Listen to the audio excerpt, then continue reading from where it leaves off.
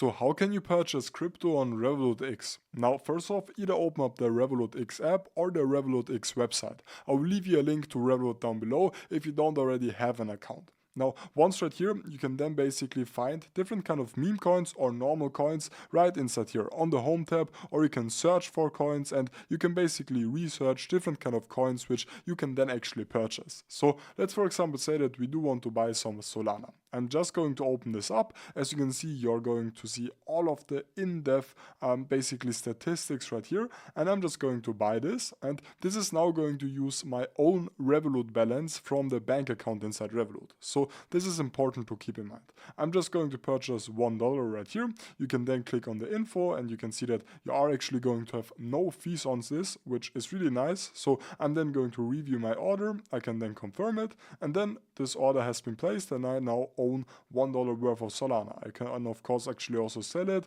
and so on.